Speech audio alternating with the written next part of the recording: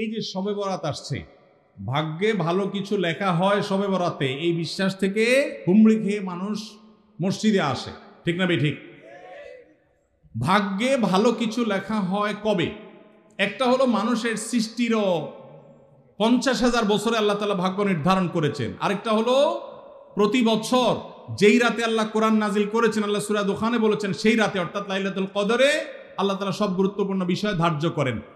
শবে বরাত যেটাকে আমরা বলি মধ্য শাবানের রাত, এই রাতে ভাগ্য নির্ধারণ হয় এই মর্মে বিশুদ্ধ হাদিস বর্ণিত নাই। তারপরে আমরা জেনারেলি বলি ভাগ্যে যেন ভালো কিছু আল্লাহ লেখেন, আপনার নসিবে যেন ভালো কিছু আসে, আপনার রিজিকে যেন আল্লাহ বরকত দান করেন, এর জন্য বেশ কিছু আমল আমরা কোরআন হাদিসের আলোকে বলতে পারি, সাজেশন দিতে পারি। তবে তার আগে আমাদেরকে জানতে হবে যে ভাগ্য সুপ্রসন্ন হওয়া বা রিজিকে বরকত হওয়া বলতে কি বোঝায়। ভাই, রিজিকে বরকত হওয়া বলতে বোঝায় আপনি যা কামাই করবেন এর ভিতরে আল্লাহ তাআলা কল্যাণ দিবেন, যা কামাই করবেন এর ভিতরে বরকত হবে। প্রাচুর্য না, অনেক টাকা না, যা হবে এটাতে কি হবে? বরকত হবে। আমরা কি বরকত চাই না সম্পদ বেশি চাই? বরকত চাই। বরকত যদি চান এক নম্বর হলো ঈমান এবং তাকওয়া লাগবে। আল্লাহ বলেছেন ওয়ালাউ আন্না আহলাল কুরআ আমানু ওয়াত্তাকাউ লাফাতাহনা আলাইহিম বারাকাতিম মিনাস সামা। যদি কোনো জনপদের লোকেরা ঈমান আনে, আল্লাহর ভয় অন্তরে লালন করে, আল্লাহ বলেছেন আসমান থেকে বরকতের সব দুয়ার খুলে দেওয়া হবে।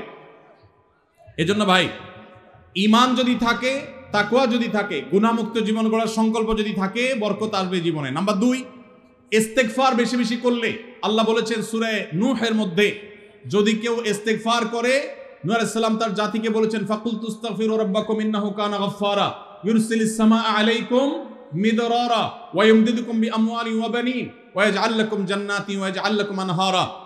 আল্লাহ নবী নূহ আলাইহিস সালাম বলেছেন আমি আমার জাতিকে বলেছি তোমরা আল্লাহর কাছে ইস্তেগফার করো, ক্ষমা প্রার্থনা করো। বেশি বেশি ইস্তেগফার করলে আল্লাহ তাআলা রিজিকের মধ্যে বারাকা দিবেন, অভাব দূর করবেন, সম্পদে এবং সন্তানে আল্লাহ তাআলা বরকত দান করবেন। তাহলে 2 নম্বর আমল হলো ইস্তেগফার করা, রিজিকে বরকত হবে ইনশাআল্লাহ। নাম্বার 3, শুকর আদায় করা। আল্লাহ বলেছেন লা ইন শাকারতুম লা আযীদান্নাকুম। আপনি কোনো কিছু পেয়েছেন আলহামদুলিল্লাহ বলেন, যা পাইছেন শুকর আদায় করেন, আল্লাহ নেয়ামত বাড়ায় দিবেন। নাম্বার 4, দান সাদাকা করা। আল্লাহ তাআলা বলেছেন ইয়ামহাকুল্লাহুর রিবা ওয়া ইউরবিস সাদাকাত। আল্লাহ সুদকে ধ্বংস করবেন, তবে সাদকা এবং দান এটাকে আল্লাহ তাআলা বাড়িয়ে দিবেন। এই জন্য কেউ যদি দান করে আল্লাহ তাআলা তাকে কি দেন? বরকত দান করেন তার রিজিকে। তারপরে 5 নম্বর হলো আত্মীয়তার সম্পর্ক রক্ষা করা। নবীজি সাল্লাল্লাহু আলাইহি সাল্লাম বলেছেন মান সাররাহু আন ইউবসাতা লাহু ফি রিজকিহি আও ইউনসা লাহু ফি আসারিহি ফালিয়াসিল রাহিমা।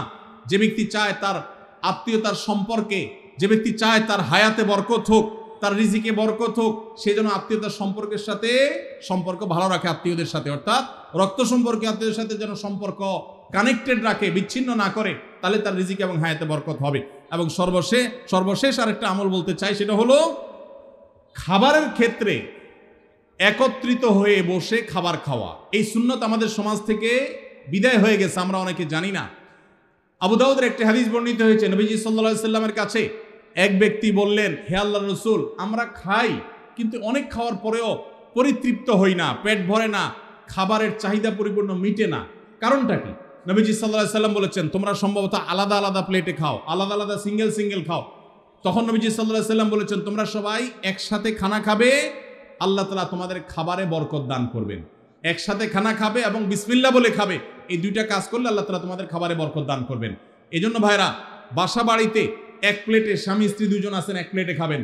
বাচ্চাদেরকে নিয়ে বড় প্লেট নিয়ে খানা খাবেন, এটা সুন্নত। নবীজি সাল্লাল্লাহু আলাইহি সাল্লাম উৎসাহ দিয়েছেন, কিন্তু আমাদের সমাজ থেকে এটা এখন হারিয়ে গেছে, নাই বললে চলে। আমরা সবাই যার যার মতো খানা খাই।